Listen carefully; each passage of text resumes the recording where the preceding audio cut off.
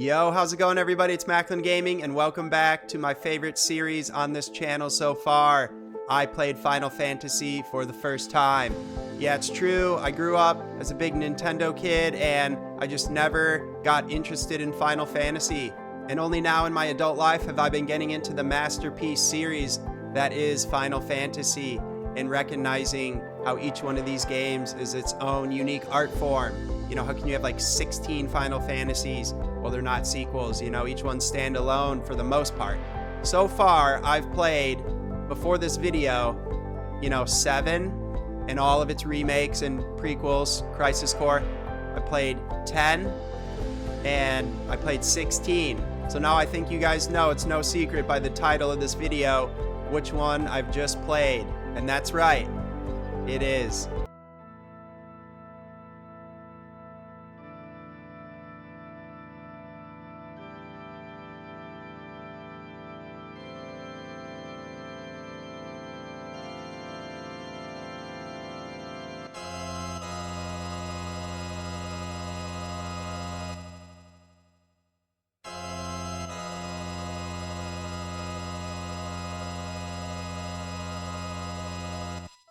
Alright, so I picked up the Final Fantasy Pixel Remaster for Switch, and I jumped right in. I did my research on what Final Fantasy games people rank as like their favorite ones, and I went, all over on Reddit, like to see all these different rankings, and it was cool to see like how much people varied on it, but I think there was one that was always up there near the top for most people, and that is Final Fantasy VI. Also known previously as Final Fantasy III in the West, but we don't need to talk about that anymore. I think they straightened it all out.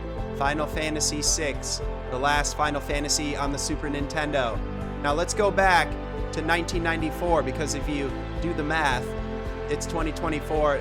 It's the 30-year anniversary of Final Fantasy VI. So I knew I had to get this video out this year at some point, So it's been a while since I did my last one. Final Fantasy X, I put that out in July. So back in 1994, unfortunately, I was too young to have a Super Nintendo, and I didn't get into Final Fantasy. Nintendo 64 was my first console, so I got in at the 3D era. Let's just try to go back to that time and think about what was going on when this game, Final Fantasy VI, first released. I mean, you got Michael Jordan and the Bulls just won their first three-peat of 2 three-peats, 3 straight championships. You've got Bill Clinton as the president. It's crazy. I was so young back then, and I did not know about any of these beautiful games and art forms that were happening. So if you were there in 1994 and you played Final Fantasy VI for the first time, I want to hear from you in the comments.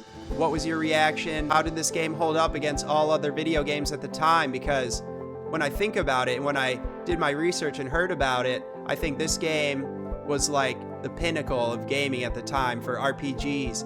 I think it had like the best graphics and the best music, which is funny to think about because it's like 2D pixels, right? That's not what my origins were in gaming. Like, I did have a Game Boy and I played Pokemon, but 3D gaming, Mario 64, Ocarina of Time, this is what captivated me. So for me to go back and play this 2D pixel masterpiece, I have some things to say about it. Is it the greatest Final Fantasy game ever made? Well, let's talk about it and see how I feel about it compared to the other games that I've played so far. So the game opens up in a fantasy world that's a little bit more straightforward fantasy than, 7 or 10, which have like more sci-fi elements to them. I mean, it really opens with a bang. That intro is iconic, probably one of the most memorable and greatest intros in video games because of the music and the soundtrack. So, without spoiling too much of the game, I'm going to try and talk about it as much as possible, but without spoiling, you've got like 3 characters that roll up on these Magitech armors, which is like kind of sitting in like a mech suit. So although it's fantasy, years have gone by and they do have some like futuristic elements there. But you have the 3 Magitech armors roaming this snowy field, and it's like you've got this incredible theme playing by Uematsu-san, a legend who wrote all this music. Like, I can't stress the music enough in this game, how it was created on the Super Nintendo sound bank, like before MIDI and computers. Like, I mean, there were obviously, he used computers, but you couldn't just take a MIDI keyboard and create this whole soundtrack very seamlessly. He had to do it in such an incredible way, and he wrote like a whole symphony on the Super Nintendo soundboard. So very impressive to do back then. And I mean, the music still holds up today when you hear it, and especially if it's realized in a real orchestra arrangement. Like, unbelievable soundtrack. I think it's called Terra's Theme, which is the opening theme that you hear, and it'll bring a tear to your eye. You know, it's just beautiful. And it doesn't stop there, all the way to the end of the game when they're playing Dancing Mad, that theme, in the final boss battle. That is like the most epic thing I've heard on a little like toy SNES soundboard system. It's such a cool track and so impressive. But after that iconic intro, you know, it doesn't let up. You start meeting the characters of this game. And for me, that was really interesting to see how the characters, there's so many characters, and it's hard to even pick which one's the main character. Not just like 5 or 6 different characters, which is what I'm used to from like Final Fantasy 7 and 10. And there's one clear-cut main character, right? You had Cloud, and then you had Tidus. Yep, I got my act together and I started calling him Tidus, but that's like an inside joke from my old video from Final Fantasy X. But anyways, so you've got Terra, who does have some magical abilities derived from the Espers, which are like the summons in this game. Ifrit and Shiva and Rama, you know, they call them different names in each Final Fantasy game, which I find pretty interesting. I'm surprised they didn't just keep that the same. But, you know, you've got Espers in Final Fantasy VI. You've got Aeons in Final Fantasy X. And in Final Fantasy 16, they're called Icons. But we're always talking about the summons here. That's like what I like to call them as just a general term, right? But you got Terra, who has a little bit of this ability from these Espers. And, you know, people are like very impressed by that. Magic has been long gone in the setting of this game at the beginning of Final Fantasy VI. So besides her, you've got Locke, who's like this, they call him a treasure hunter, but he's, you know, more like a thief, like a little rogue. And you've got Edgar, you've got his brother Sabin, and they're just from all different like classes and areas of the map and of the world, which I think they call the World of Balance. Forgive me if there's like another name for the Final Fantasy world that they're in. But that's already like 4 characters, right? And then you've got this samurai named Cyan. You've got another female character, Celis, who has a little bit of magical ability in a different way, though. She can use this runic ability in combat to like absorb magic attacks and protect the party. So already you've got at least 6 characters, and it's hard to tell which one is the main character. But don't worry, I've not forgotten about my main man and an absolute powerhouse in combat, and that is Gao. Yes, I don't know, do you guys call him Gao? How do you pronounce it? Anyways, he's this little like Tarzan boy, this little feral jungle boy who like pops out of the woods and, you know, joins the party, and he's super funny the way he talks and stuff. And, you know, he's got that special ability to learn enemy attacks, and I find this fascinating as I play through the Final Fantasy games. Like in Final Fantasy VII, it was just a materia that each character could trade off using to learn enemy skills. But in Final Fantasy X, it was stuck to one character, Kamari, who can learn enemy attacks. And in 6, it's the same way. It's one character, Gao, who can learn enemy attacks. And he is just a powerhouse once you get like a bunch of really good enemies learned. Especially the stray cat. If you can find the stray cat, believe it or not, in the Veldt, which is the area that you can learn enemy attacks from. All these enemies you face throughout the world, once you face them at least one time in combat, they'll appear in the Veldt, and then Gao can learn from them. So the stray cat, believe it or not, has like incredible physical damage with its cat scratch attack. And there's a bunch of other ones that I liked. Oversoul was a good one I remember using a lot. And, you know, whatever it is, Gao can learn it and just dominate in battle. He's super strong. If you end up using a lot of those enemy attacks. So I want to know from you guys, do you use Gao in the party? Like, do you even care about his skills like that? Because I thought he was awesome and he like helped carry my party for a lot of the game there. But I also felt Edgar was super strong. He had the ability to use his tools and mechanics to attack like multiple enemies with the auto crossbow, and then you can get the drill and the chainsaw if you know where to find it. And so Edgar is also like a mainstay in my party, right? So already you have a bunch of characters that feel like equal ground to me. Like, I guess you could say Terra is a main character, Edgar and Locke, you could say, but that just might be my opinion, you know, of who I felt like were the true main characters. But I kind of like this. It was different for me to experience this in Final Fantasy VI, but I kind of like that every character is like equal ground and like they're all main characters essentially. So we definitely can't leave out the villain of this game, Kefka. That guy's crazy. I mean, that was a very interesting villain to have in this game, because he's like, he starts out as like a total clown.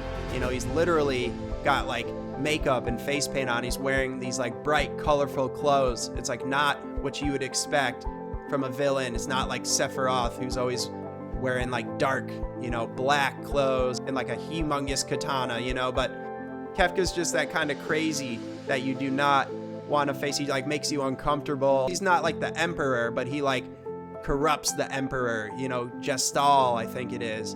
And he's like trying to essentially harness the magic and the power of the Espers for himself.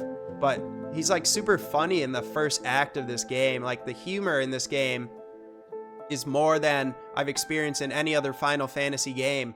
Like, this is kind of a goofy game, especially with Kefka, and you fight him multiple times in the first act and he sucks and he like keeps retreating, you know. But there's a big turning point right at the end of Act 1 and you're like, oh no, this is gonna be tough going forward fighting Kefka in the future, because, you know, he certainly levels up. But the way he does it the whole time, he's just like a cackling madman. So it's a very interesting take on a villain in this game. And so, you know, by the end, when you get to that final battle and it's, you know, the name of the song that you hear is Dancing Mad, and it like all makes sense, you know, it's super epic. But yeah, I think Kefka's a great villain. I think he's really cool because it's a different take on a villain that I'm used to seeing, you know, from Final Fantasy. So a lot of cool characters in this game. I would have to say Gao is my favorite, just because he's like a powerhouse and he's a funny little dude. But I want to know, who's your favorite character to use, and who do you think is the strongest and the weakest? You know, I heard Cyan like isn't very good. Either way, I love all the characters in this game, and it's super fun to play as them and switch them up in the party. And with all that being said, you know, I played through Act 1 and Act 2 and experienced the most I could out of this game. Did a lot of the side quests. I'm trying to think of like, what are the most memorable moments in the game without spoiling anything. I think, isn't that play where Celis has to act out the play and like throw the roses off the top of the castle? I feel like that's a very iconic moment. Obviously the intro of this game in the snowfield and the Magitech armor, and the Phantom Train. The Phantom Train was a super cool part of the game. But without spoiling it, let me know what you guys think is like the most iconic moment from Final Fantasy VI that everyone should remember. Now, with all that being said, I've been comparing a little bit, you know, to 7 and 10 and 16, but I want to really talk about Final Fantasy VI. Is it the greatest Final Fantasy game that I've played? Is it the greatest of all time? But I will say, for me, the one thing that took away from it a little bit, and it is no fault of the games at all, which is the 2D pixels and the lack of voice acting back then. It's harder for me to feel like tons of emotion from playing this game. And, you know, the game didn't like bring me to tears or anything. Like, I enjoyed it, but it wasn't the most life-changing game that I've ever played. I will be honest here and say, out of which of the Final Fantasies did this to me the most, it was Final Fantasy X. I actually was emotionally moved by that game and had tears at the end, and even though, you know, the voice acting is and the facial animations are kind of jank, it doesn't matter. Like, that game just like hit the right notes for me at the time that I played it over the summer. Final Fantasy X was like the most emotional for me. But is it better than 6? I don't really know if you can, you know, say which one's better or worse. I think it's really got to be about which one made a big impact on you. And I just have to say 10 made the biggest impact on me, and 6 not so much. But that being said, I understand at the time that 6 came out in the 90s, it was probably the best game that you could play, right? This was even before Chrono Trigger, you know, right before that. So there was no voice acting in games, just like maybe the slightest little bit in like Mortal Kombat and all those things. But this was the big beefy RPG with the best graphics, if you can believe it, you know? I try to put myself in that situation to think about it, and when I do, I definitely have ultimate respect for Final Fantasy VI. I don't think for me it's the best one though, you know? I think Square Enix and that Squaresoft, they improved going forward with their games, and you know, 6 is a magical game. You could definitely put it in like the top 3, you know, maybe even if it's your top Final Fantasy game, much respect to you for sure. But for me personally, it's not going to be the best. It's not going to be the top one for me. So hopefully I don't upset too many of you with that. But do I like Final Fantasy VI? Yes, of course. And am I going to keep playing Final Fantasy in the future? Yep, I already know which one I'm going to play next. But I'm not going to be able to, you know, make that video and finish that game probably until early next year, 2025, because there's been so many other games that have been coming out, modern games that I've been playing and enjoying. So let me know in the comments below, what do you think about Final Fantasy VI? Is it the best? Is it your favorite? Leave a like if you enjoyed the video, subscribe, and I'll see you guys in the next one. Peace.